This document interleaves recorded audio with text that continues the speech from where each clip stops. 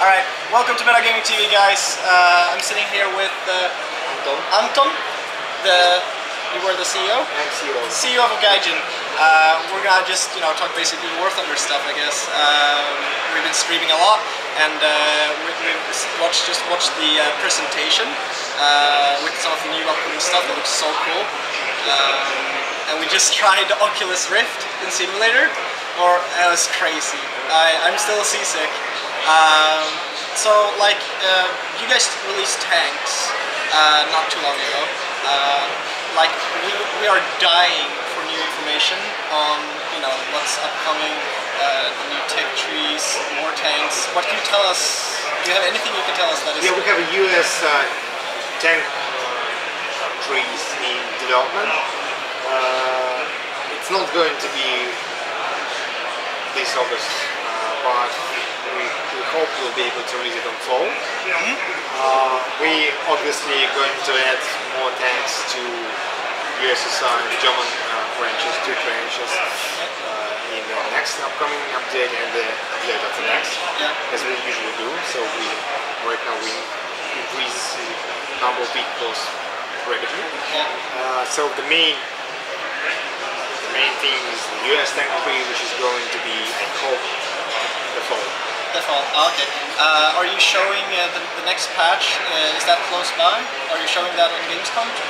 No, we're not showing it. Only behind the closed door we're showing a presentation and some videos. Videos for what's coming. Yeah, we got that. We saw that, and we're gonna show that to our viewers. They're gonna really love that. Can't wait for those two new maps. Yeah, we're going to add new maps, including ski maps. So we're going to add X-ray. Have you seen it? Yeah, so you can see what. Yeah, the inside of the tank. That was good. We're going to add X-ray. We are working on some visual effects, destruction, stuff like that. About maps, though, will we see more city maps coming? Sure. We need to prepare for that. So this is the first try.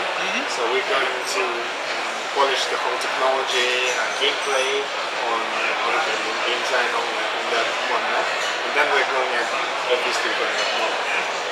From our internal gameplay tests, city maps seem to be more fun than open areas. Yeah. In the same time, the gameplay is different. It's like more close quarter. Yeah, it's good. You see your enemies in a more close distances. Yeah. And gameplay changes basically. So it's although internally we like it more than open areas, at the same time it is a bit different. And some of the tanks won't be as efficient as they were on yeah, because you're getting much closer to, so the penetration is different. Yeah, for example, German tanks, German armor had a good ballistics, which means it's not going down that fast because of aerodynamics and everything. So that helped a lot on a big distance in open area.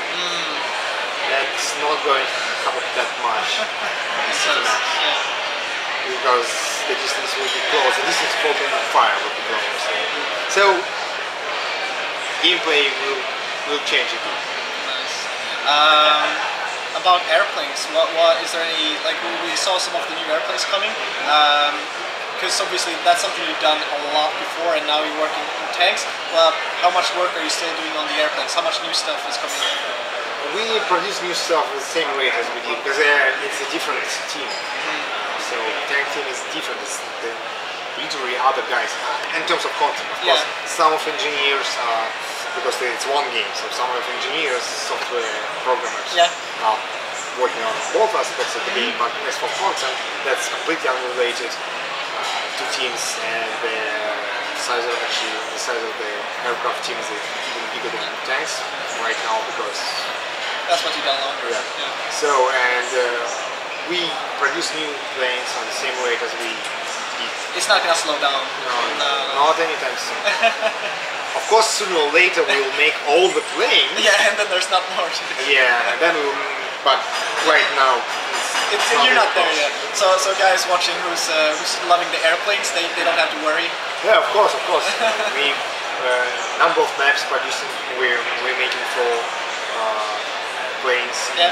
We also make new planes, new maps. Even those maps which are tanks, we make them available for planes as well. Yeah. So number of maps, number of features, number of planes are not going to slow down anytime soon. It's another team working on the next content. So all the content speed is actually the same or higher. So you guys don't need to be worried about that. It's not going to change. And even engineers, most of the engineers are also separately working on planes and tanks. It's not the same guys. There are few guys which are working on all aspects of the game, but most of the guys are. How do you guys feel about the crossing here, where you have both airplanes and tanks in the ground units, I should probably say, on the same map? What have the results been from that? It's not because it's not a standard thing. Yeah, it is absolutely unique. Yeah. So how have those experiences been? Is it like what's the results? How do you guys feel? Is it working out well? Yep. Basically, yes. There's some unsolved issues with arcade mode, because arcade mode is different. There's much easier to aim, and so planes have a big advantage, significant advantage over tanks in arcade mode. That's why those combined battles are not available yet in the arcade mode. We run some tests, but it's not available to public yet. In realistic and simulation mode, that's not any issue. So we've seen it. We have received a lot of positive feedback on how we get this, how we made will this. Will the mixed battles ever be like the default standard, like, or will you keep the queues separate? Right now, it's default standard for realistic and simulation battles. It depends, because there are some guys who want to play only one kind of vehicles, only tanks or only planes. It's okay in the mixed battles, but that means that you need to have a separate win-lose competitions for them as well. And in that case, so we're still working on that and evaluating internally, because it should be fun for both parties, for both kind of players. How do you guys feel about the balance of the game at its current state? Both airplanes and tanks, the ones you have. Do you feel you guys are... The balance is, balance consists of two things. First of all, we only try to replicate historically accurate technical data. Flight models, physics models, damage models. We try to only to replicate it. We never adjust if it's too powerful. So instead we change the balance weight. So if you are a more powerful tank, you'll be fighting with a more powerful tanks as well. So this is a balance weight. There we constantly adjust them, trying to make it more balanced. But there are few very fundamental issues with any balance of real-life vehicles, because we make real-life vehicles. It's not hit points and damage.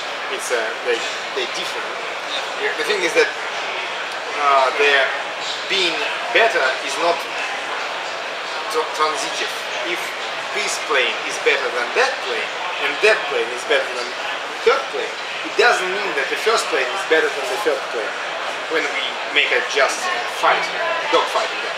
So it's really hard to make a always fair balance weight, because this plane is obviously better than this plane, so we need them different weights, right? Balance weight. This should higher, this low. This plane is obviously better than that plane, so we obviously need to make. It's obvious for players, because most of the time they play only few of them, so obviously it should be higher weight, right? And this plane is better than the first one, so it should obviously have and that's not mathematically possible, right? So it's not really easy to So instead we use the statistics data, trying to make it reasonable average, not in each specific case. What you're saying is that you look at you look at like the results from all the players and see like, okay, so like people playing this plane are performing this well compared to how they're performing this plane is one. performing. Yeah, obviously, I mean players performing. Yeah, well. players performing. Obviously. So in that, it's not solving the fundamental issue of being not transitive, but it just gives on average a better experience for a player. So unfortunately, it cannot be solved if you want to allow all planes to participate in all battles. It hasn't really happened in real life. In real life, most of the nations only fight against each other, and for example, some of the planes can never fight with others. So it wasn't that kind of issue. But in our game, where you can participate all nations race, can arcade battles, you can participate all in one battle. That shows up as an issue, and there is no easy way to solve that at all.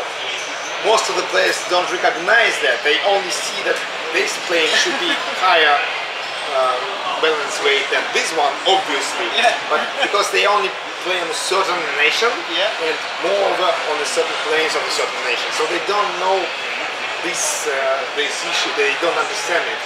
And some of the players play this plane, some of this on this, and some of them, all of them have their own idea how it should be balanced, and that's not going mathematically, not going to be. It's a never-ending puzzle. So instead, we're trying to adjust based on statistics. We're trying to adjust balance weight. So on average, all users have a good experience.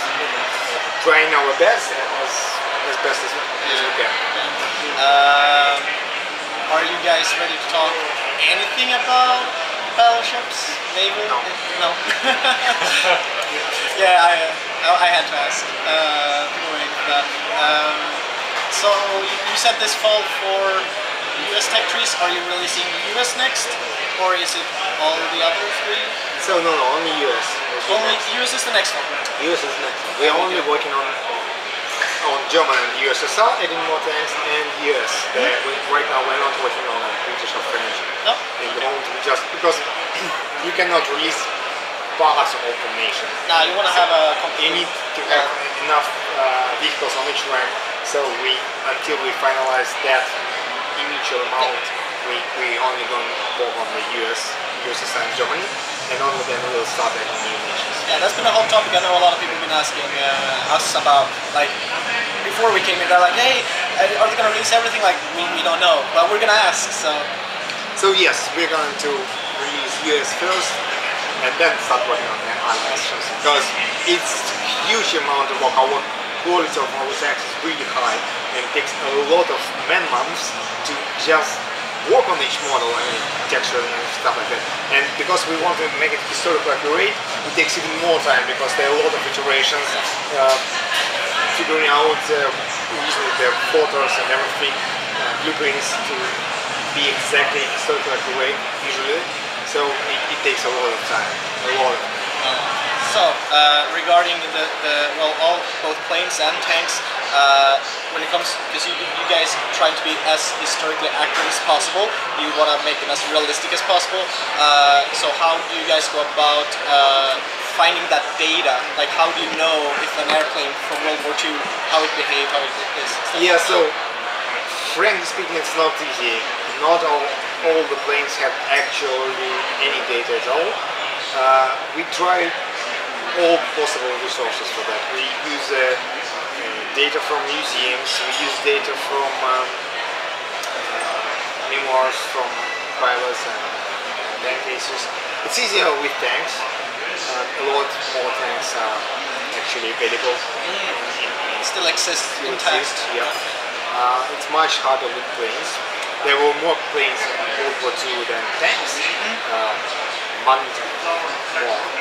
Order of magnitude more. Yeah.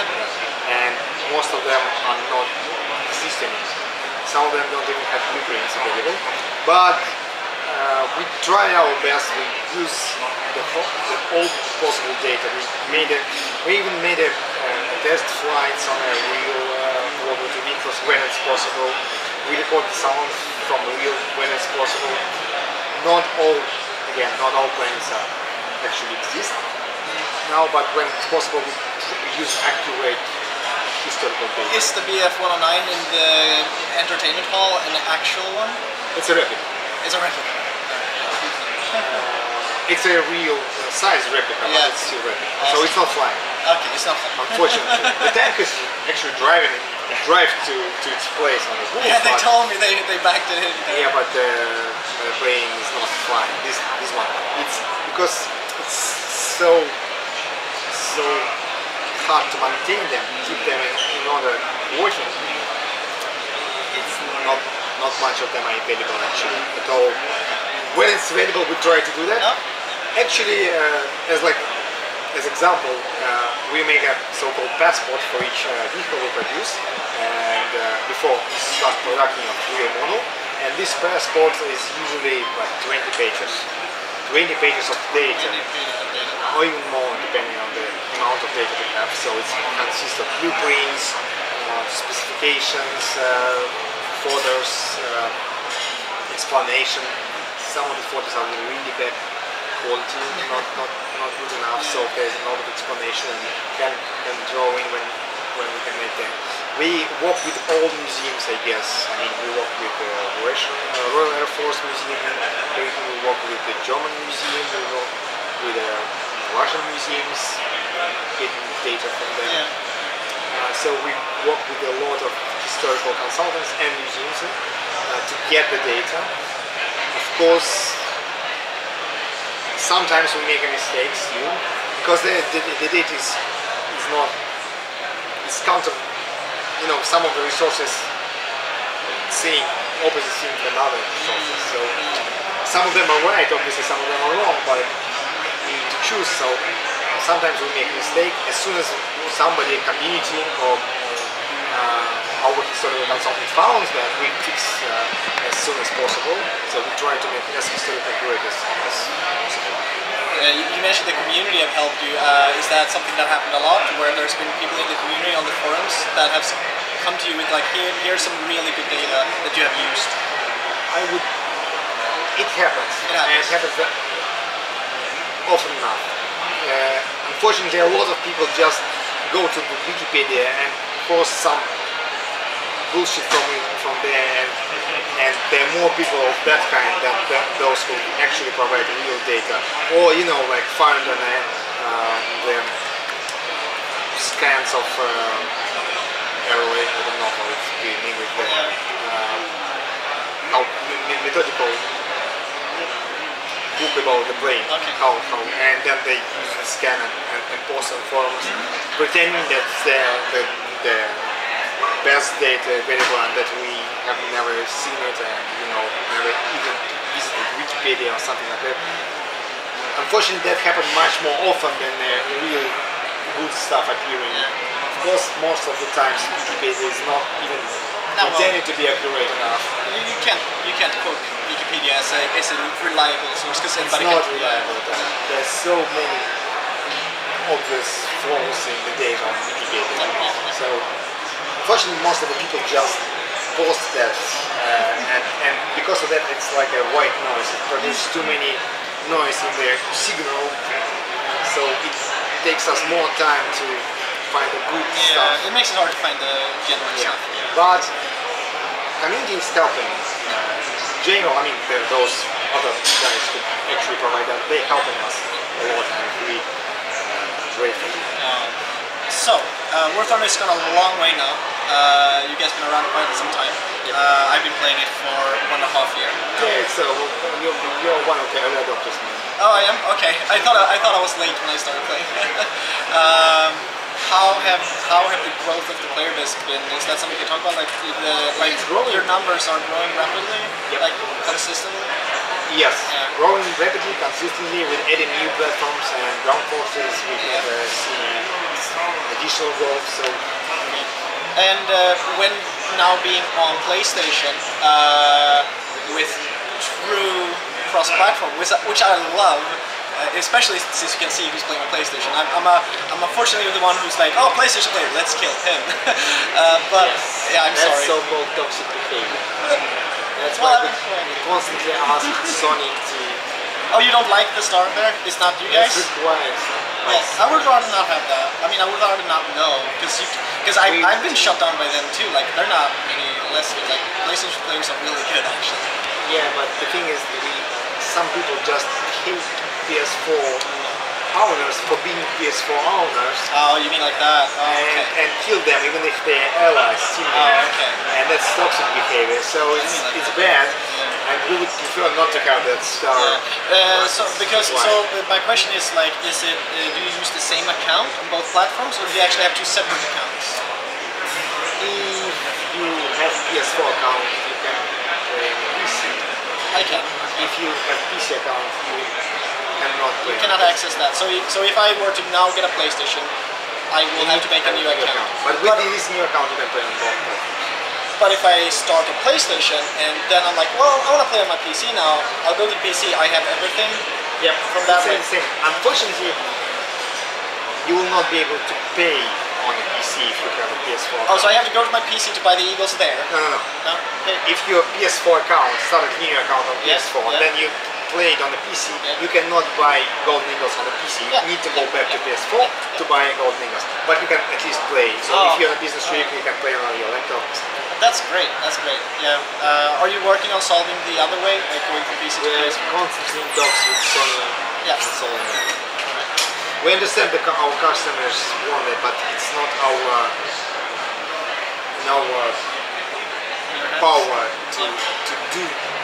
We only can talk with Sony and ask them. Technically, as you can imagine, it's very easy. Okay. It's more about policy. Yep. Sony's policy. Okay, so that's Sony.